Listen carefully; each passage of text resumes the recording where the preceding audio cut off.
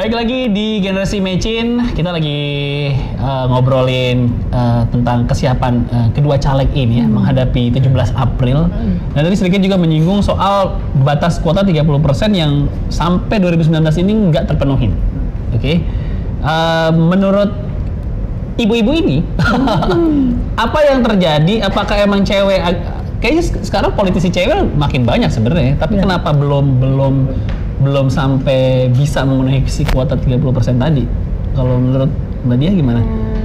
Mungkin karena sebenarnya apa ya, dibilang ketertarikan ke politik ada, mungkin merasa kalau jadi caleg udah harus keluar dana banyak atau apa, mungkin itu yang membuat orang berpikir, membuat perempuan kembali berpikir untuk terus. Mungkin dia juga ada beberapa halangan dari intern ya, misalkan dari keluarganya harus minta izin suami atau apa, mungkin itu ya yang membuat kenapa rekrutmen caleg perempuan itu lebih sulit daripada caleg laki-laki. Kalau menurut Mbak Ji? Kalau kita di Jabar ini di dapil apalagi dari awal itu semua harus terpenuhi 30% kuota di setiap dapil. Perempuannya harus ada perwakilannya minimal 2 di setiap dapil. Nah, kalau yang terpilih kebanyakan laki-laki daripada perempuannya.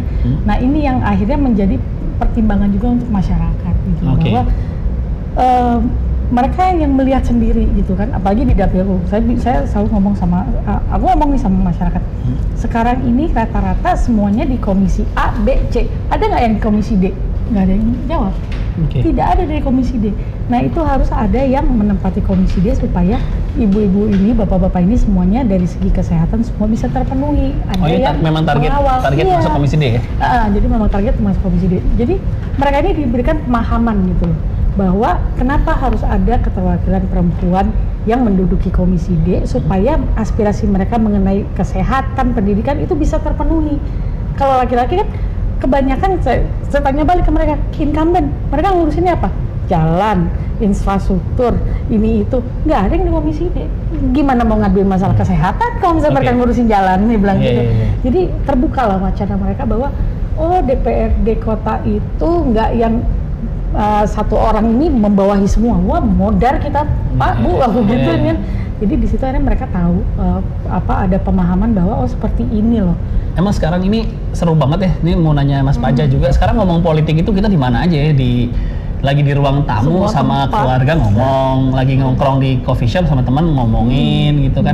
Nah, kalau di sosial media tuh politik tuh ada di urutan keberapa sih? Mungkin entertainment, musik, politik tuh ada di 5 besar nggak sih dari topik yang banyak di Indonesia? Politik di Indonesia sekarang 5 besar pasti. Sekarang justru masalah ada di 3 besar sih.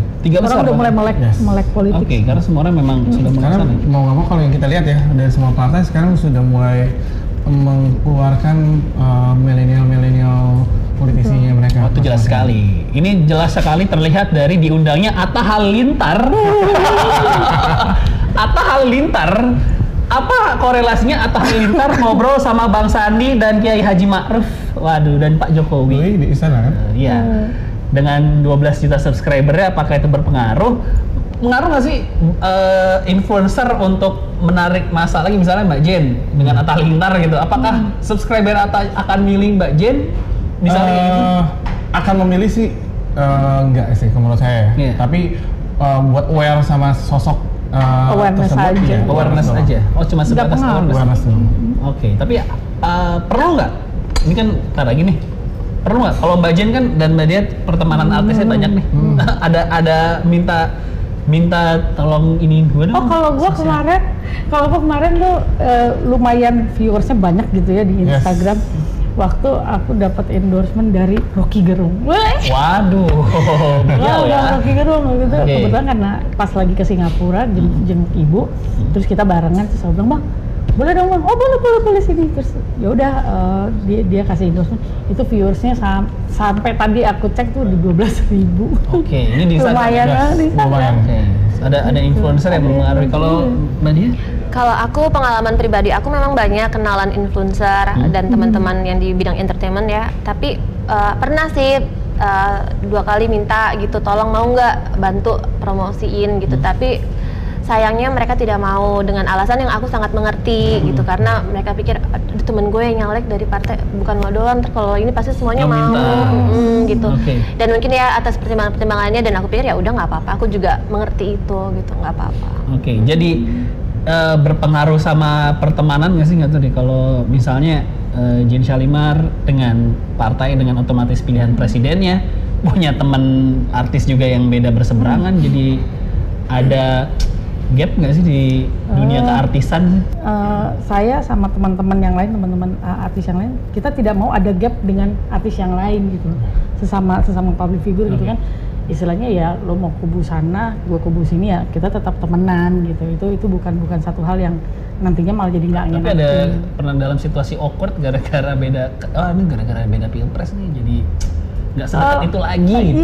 Iya sih, kadang gemesnya tuh kalau di Facebook aja gitu. Kalau misalnya ngeliat postingannya, aduh, maksudnya dalam hati deh, aduh lu nggak usah ngebahas-bahas beginian deh, Bo, nggak ngaruh juga buat hidup lu gitu. Dalam hati pengen gitu komen begitu, cuman sudah lah ya, gitu. Sudah lah ya, terserah dia deh gitu. Oke, kalau Mbak Nadia ada jadi ada gap dengan teman-teman yang beda, nongkrong sudah tidak seseru dulu lagi nih gitu. Gara-gara ini saya tahu beda partai. Enggak sih, sebenarnya kalau sama temen kita lebih saling menghargai ya, sama teman-teman yang kita tahu nih dia kecenderungannya kemana-kemana. Cuman kita aku berusaha nggak baper, dan untungnya juga teman-temanku juga begitu. Jadi lebih baik nggak usah bahas.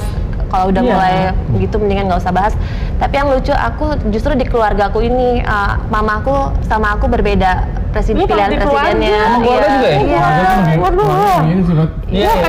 WhatsApp grup tuh. Yang ini 01, ini 02. Iya, kalau benar. Keluarga inti apa keluarga besar nih? Keluarga inti. Jadi mamaku sendiri yang sangat mendukung. Iya, mamaku yang sangat mendukung pergerakan aku masuk dunia politik. Tapi justru kita berbeda pilihan presiden. Tapi ya nggak apa-apa. Waduh. Iya, sama sih. Gua sama nyokap gue juga beda pilihan. Emang susah juga ya, tapi tetap disupport kan? Tetap. Ada ini sama keluarga inti juga beda? Keluarga inti sih enggak ya, maksudnya ya aku juga nggak pernah nanya lah sama adikku gitu kan. Aku cuma sama adikku sama iparku. Orang tua kan memang sudah nggak ada. Tapi keluarga besar nih yang ada grup. Iya, itu. Wah, kalau udah serang-serangan. Wah, gimana sih kemarin? Iya lo ribut. Oke, baiklah, gue diam aja ngeliatin. Terus kayak semuanya paling bener ya? Iya, jadi itulah makanya ini merasa benar, nggak akan ada habisnya. Udah, kita lihat aja nanti 17 April apa yang terjadi, ya sudah. Gitu. Ini menjelang 17 April sebenarnya tegang karena banyak orang yang kita lihat lah, banyak juga yang bersuara selain milih 01 atau 02, ada yang bergerak di jalur tengah juga alias golput ya. Yang antara golput atau memang belum menentukan pilihan, mungkin menentukan pilihan di detik-detik terakhir ya mungkin ya. Perlu nggak ada serangan di digital ya untuk membuat, ini kan pasti pencoblosan itu berdasarkan pilihan kebanyakan emosional ya, antara saya seraknya sama ini nih, seraknya sama ini, bukan ya visi misi juga, tapi lebih banyak soal emosional. Perlu nggak masalah pencitraan ya atau branding image dari kedua capres ataupun caleg menjelang 17 April nanti? Abis ini kita bakal bahas ya Mas Panca ya. Mungkin yang efektifnya seperti apa ya, siapa tahu ada yang dipakai sama Mbak Jane dan Mbak Dia. Jadi jangan kemana-mana ya, tetap di Generasi Mecin.